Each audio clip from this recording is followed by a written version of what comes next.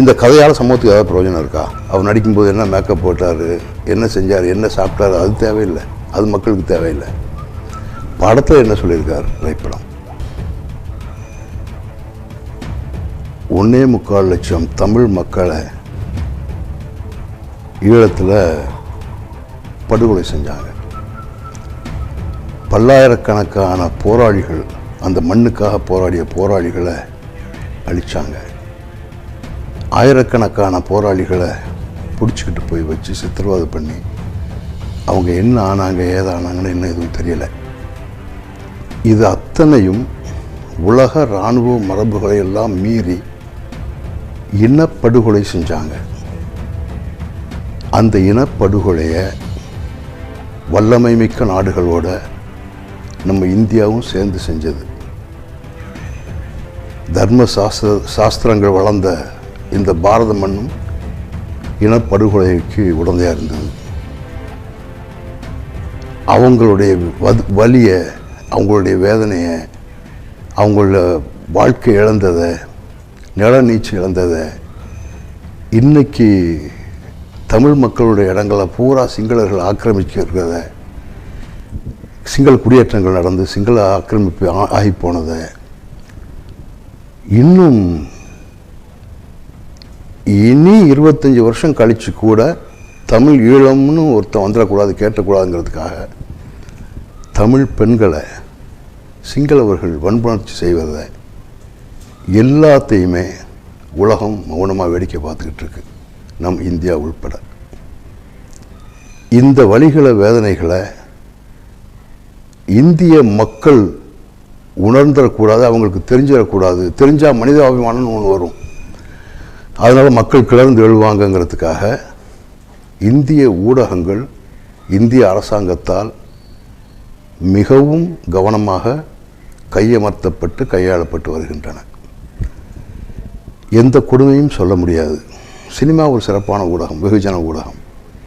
இதன் மூலமாக சொன்னால் இந்திய வெளியுறவு கொள்கையின் பிரகாரம் தணிக்கை சான்றிதழ் கிடைக்காது. அதனால் அவங்க பட்ட எந்த கஷ்டத்தையும் சொல்லலை, எந்த வேதனையும் சொல்லலை.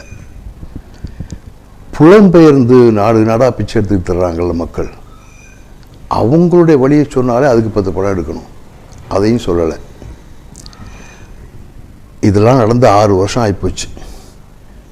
மண்ணுக்காக போராடி அந்த மாவீரர்களை அழித்து, விடுதலை புலிகள் தலைவர் பிரபாகரன்லேருந்து எல்லாரையும் அழித்து கொன்று ஒழித்து எல்லாத்தையும் தரமட்டமாக்கி 6 வருஷம் ஆகிப்போச்சு. கேட்க நாதி இல்லை, யாரும் கேட்க முடியாது. ஏன்னா இது மிகப்பெரிய உலக அரசியல்.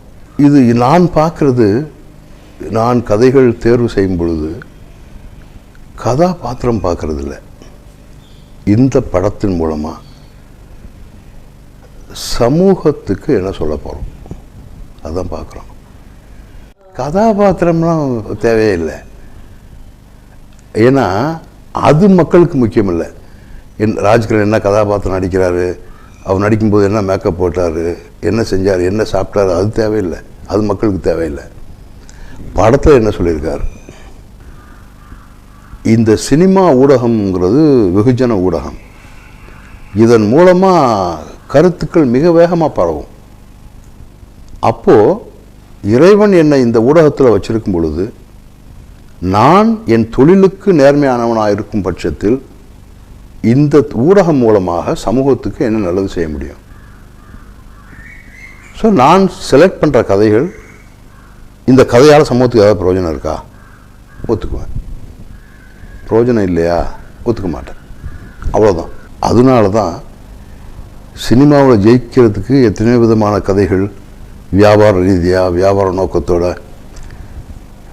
இரட்டை அர்த்த வசனங்கள் வச்சு பாலியல் உணர்ச்சிகளை தூண்டுற மாதிரி கதாநாயகன் கதாநாயகி நெருக்கமான காதல் காட்சிகள், காதல் பாடல்கள் வச்சு, இன்னும் குத்துப்பாட்டு, அந்த ஃபைட்டு இந்த ஃபைட்டு, கம்பியில் தொங்குறது, கிராஃபிக்ஸ் வேலையெல்லாம் வித்தையெல்லாம் காட்டி ஜெயிக்கிறதுக்கு எத்தனோ வழிகள்லாம் இருக்குது சினிமாவில் ஜெயிக்கிறதுக்கு.